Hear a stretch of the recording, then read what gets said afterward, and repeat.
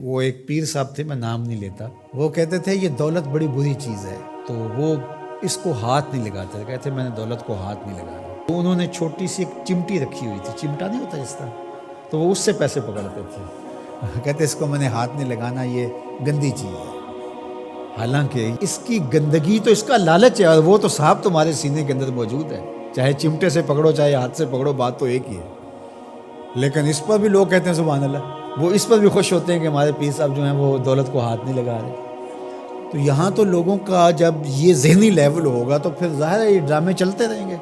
اور یہ چیزیں جو ہیں وہ جاری رہیں گی۔ تو اللہ کی حلال کردہ چیزیں، ہم ایک دفعہ ایک تقریب میں گئے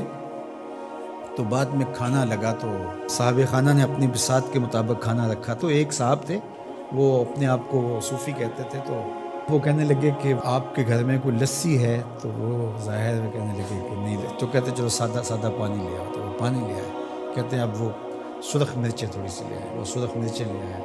تو اس کے اندر گھول کر کے تو وہ روٹی کو ڈبو کے کھا رہے تھے۔ میرے ساتھ 3-4 طالب علم تھے، تو میں نے ان کو ہاتھ سے اشارہ کیا کہ یہ چاہ رہے ہیں کہ پوچھیں کہ حضرت یہ کیا ہے،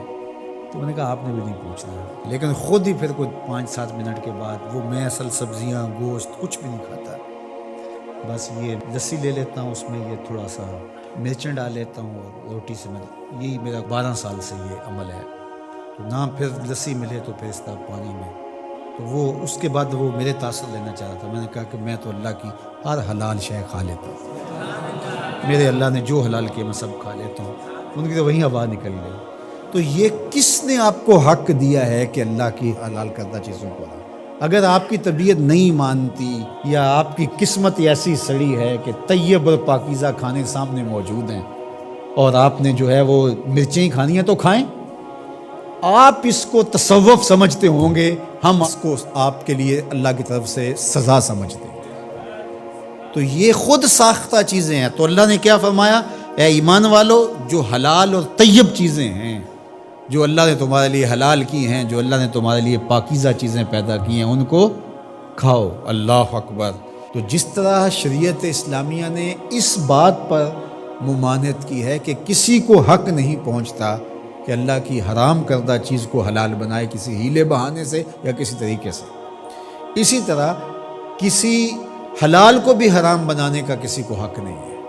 کہ جس چیز کو اللہ نے حلال رکھا ہوا ہے، پاکیزہ بنایا ہوا ہے، اس کو اپنے اوپر حرام کر دے۔ یہ شیطان کی پیروی ہے کہ خود کہنا کہ میں اس کو اپنے اوپر حرام کر لیا۔ تم کون ہوتے ہو اپنے اوپر حرام کرنے والے، جب تمہارے خالق نے تمہارے اوپر حرام نہیں کیا ہے؟ ہاں، اگر کسی چیز کی طرف مزاج کسی کا نہیں ملتا، اور وہ بہت ساری سبزیاں ہیں، بعض اوقات ماں کو شام کو مسئلہ ہوتا ہے کھانا پکائیں تو میرا یہ بچہ یہ چیز نہیں کھاتا شوق سے، اور فلاں بچہ یہ نہیں کھاتا، تو وہ ایک الگ چیز ہے، وہ انسان کی رغبت طبعی کسی چیز کی طرف ہونا نہ ہونا، یہ کسی کا مزاج ہے، اور اس مزاج کے بارے میں کسی کو زور بھی نہیں دیا جا سکتا، لیکن اس کو حرمت کے درجے پہ لے آنا، اس کو اس لیے استعمال نہ کرنا میں نے حرام کر رکھا ہے اپنے اوپر، تو یہ درست نہیں ہے۔